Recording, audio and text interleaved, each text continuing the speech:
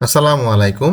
তো আজকে শুক্রবারের বেশ কিছু পত্রিকায় একটা খবর বেরিয়েছে যে নবম পে স্কেলে সরকারি কর্মকর্তা কর্মচারীদের বেতন বাড়ানো নিয়ে প্রস্তাবে উপদেষ্টার মধ্যে অসন্তোষ সৃষ্টি হয়েছে, যেটা খুবই দুঃখজনক। সরকারের ভেতরেই যারা নীতি নির্ধারক আছে, যারা আসলে এটার পিছনে কাজ করতেছে, তারাই যদি আসলে অসন্তোষ প্রকাশ করে, তাহলে সরকারি কর্মকর্তা কর্মচারীদের বেতনটা আসলে কিভাবে বাড়বে।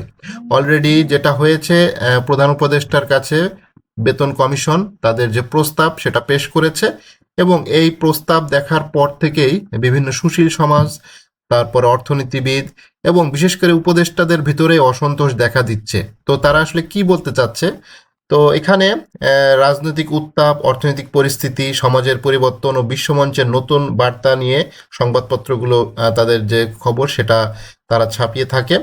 তো সংবাদপত্র বিভিন্ন খবর ছাপিয়েছে, তার ভেতরে যে খবরটা বিশেষ করে ছাপিয়েছে সমকাল। তো সমকালের যে খবরটা সেটা হচ্ছে বেতন বাড়ানোর প্রস্তাবে উপদেষ্টাদের অসন্তোষ। উপদেষ্টা পরিষদের বৈঠক পর্যন্ত হয়েছে, নতুন বেতন কাঠামো বাস্তবায়ন নিয়ে শঙ্কা, কোষাগারের উপর চাপ না বাড়ানোর পক্ষে অনেকে মত দিয়েছে। ঠিক আছে, তো এখন এই যে বেতন নবম পে স্কেলের রিপোর্টটা রেডি হয়ে গেল, প্রধান উপদেষ্টার কাছে রিপোর্ট দিয়ে দেওয়া হলো। পে কমিশন তাদের যে কাজ দেওয়া হয়েছিল সেই কাজটি তারা সুষ্ঠুভাবে সম্পূর্ণ করলো।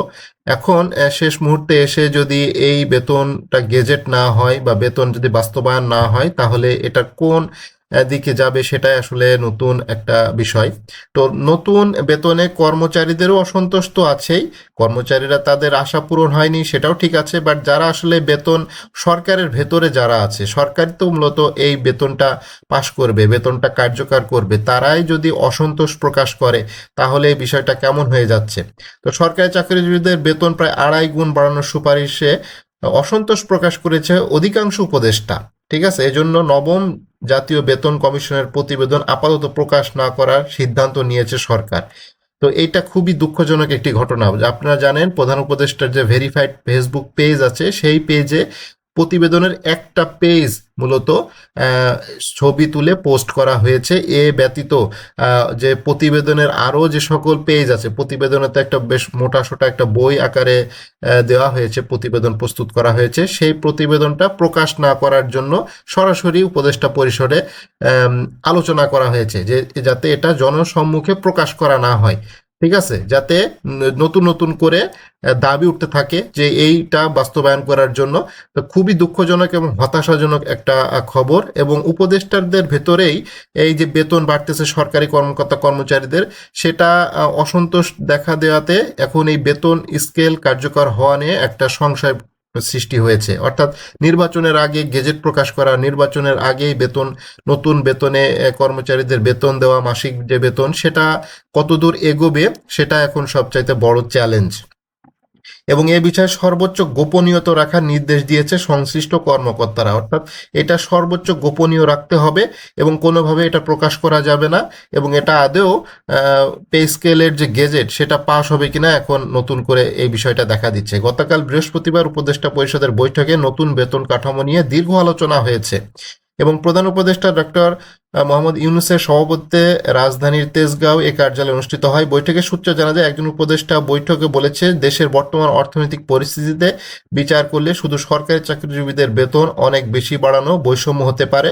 উচ্চ মূল্যস্ফীতি, বাজারে সাধারণ মানুষের সীমাবদ্ধ আয়ের কথা উল্লেখ করে সরকারি কোষাগারের উপর অতিরিক্ত চাপ না বাড়ানোর পক্ষে তিনি মত দেন। এই প্রস্তাবে আরও 2জন উপদেষ্টা একমত পোষণ করেন। একজন জ্যেষ্ঠ উপদেষ্টা বৈঠকে বলেন, অন্তর্বর্তী সরকার যেন নতুন বেতন কাঠামো কার্যকর না করে সেজন্য বৃহৎ রাজনৈতিক দলের পক্ষ থেকে চাপ রয়েছে। বেতন কাঠামোর মতো গুরুত্বপূর্ণ সিদ্ধান্ত রাজনৈতিক সরকারের জন্য রেখে দেওয়া উচিত। একই সঙ্গে সরকারি চাকরিজীবীদের প্রায় 2.5 গুণ বেতন বাড়ানোর সুপারিশ করায় বেতন কমিশনের প্রতি অসন্তোষ প্রকাশ করেন তিনি। মানে খুবই দুঃখজনক একটি খবর। এবং এটা আসলে মানে উপদেষ্টাদের পক্ষ থেকেই যেভাবে আক্রোশ আসতেছে যে বেতন না বাড়ানোর জন্য, বেতন এত বেশি বাড়তেছে বেতন সরকারি কর্মকর্তা কর্মচারীদের, সেটা আসলে সরকারের ভেতরেই অনেকে চান না। তো এখন সরকার যেহেতু চাচ্ছে না, তো সরকার আসলে শেষ পর্যন্ত এটা গেজেট প্রকাশ করবে কিনা এটা এখন দেখার বিষয়।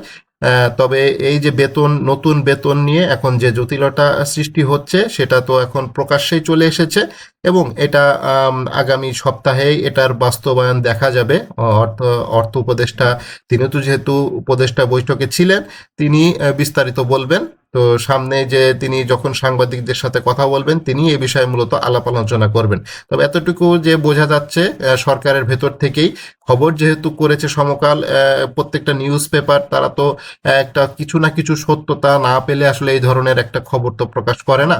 ঠিক আছে, তো উপদেষ্টাদের ভেতরে যেহেতু অসন্তোষ রয়েছে সরকারি কর্মকর্তা কর্মচারীদের বেতন বৃদ্ধির জন্য, তো এইটা খুবই দুঃখজনক। কর্মচারীরা এখন কোন দিকে যাবে, কিভাবে তারা আন্দোলন করবে এবং কিভাবে তারা পে স্কেলটা আদায় করবে সেটাই এখন দেখার বিষয়।